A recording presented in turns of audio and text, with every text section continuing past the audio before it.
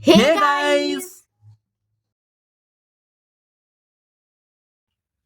আজ আপনারা শুনবেন হাসির রাজা শিবরাম চক্রবর্তীর কলমে মন্টুর মাস্টার গল্পের দ্বিতীয় পর্ব।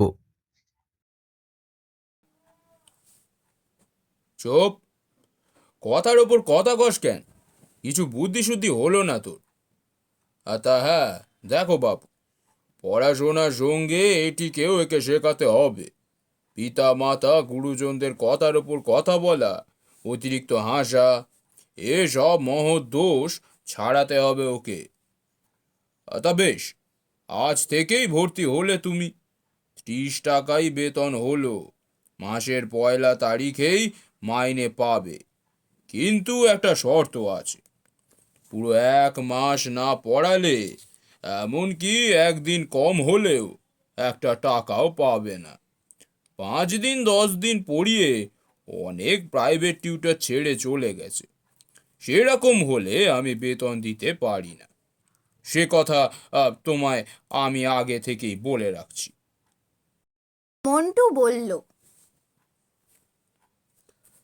এই, থাম! তা তোমার জিনিসপত্র সব নিয়ে এসো কে। আজ সন্ধ্যা থেকেই ওকে পড়াবে। মন্টু, যা মাস্টারমশাইয়ের ঘরটা দেখিয়ে দে।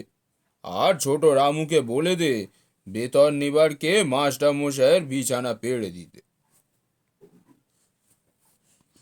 তারপর ছাড়পোকার সঙ্গে শিক্ষার সম্বন্ধ কম নয়। ছাড়পোকা বিস্তারের সাথে সাথে শিক্ষার বিস্তার বাড়ে। ট্রামে, বাসে, সিনেমায় যেমন ছাড়পোকা বেড়েছে, তেমনি হু হু করে খবরের কাগজের কাটতিও বেড়ে গেছে। এই সেদিন বায়োস্কোপে আমাদের সামনেই 4.5 আনার সিটে একটা কুলি বসেছিল। তোর মনে পড়ে না মন্টু?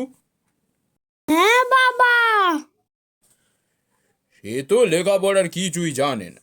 2 মিনিট না বসতেই 2 পয়সা খরচ করে একখানা আনন্দ বাজার কিনে আনলো সে। এতে শিক্ষার বিস্তার হলো নাকি? মন্টু, কি বলিস তুই? হ্যাঁ বাবা। আচ্ছা আচ্ছা, এই এই চল তবে এক কাজ করি কে, তোর মাস্টার মশাই ফেরার আগে আমরাই ছাড়পোকাগুলোর সৎ ব্যবহার করে ফেলি। ব্রেন তো তোরও দরকার নাকি, আর আমারও। মেমোরিটাও দিন দিন কেমন যেন কমে আসছে। সেদিন শ্যামবাবুকে মনে হলো গোবর্ধন বাবু, আর গোবর্ধন বাবুকে মনে হলো হারাধন কান্ত। এ তো ভালো কথা নয় রে মন্টু, কি বলিস তুই?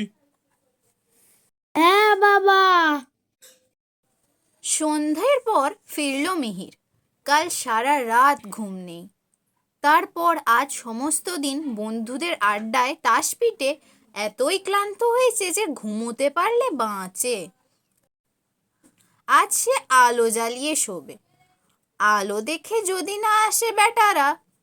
এখন নমো নমো করে মন্টুকে খানিকক্ষণ পড়ালেই ছুটি। মন্টু বই নিয়ে আসতেই গোটা ঘরটা একটা বিশ্রী দুর্গন্ধ ছড়িয়ে পড়ে। আরে, নতুন ধরনের এসেন্স টেসেন্স মেখেছো নাকি কিছু? ভারী গন্ধ আসছে তোমার গা থেকে। মিহির জিজ্ঞেস করলো। গা নয় স্যার, মাথার দিকে। আহ, তা কিসের গন্ধ? বেজায় খুশবাই দিচ্ছে। ছাড় পোকার।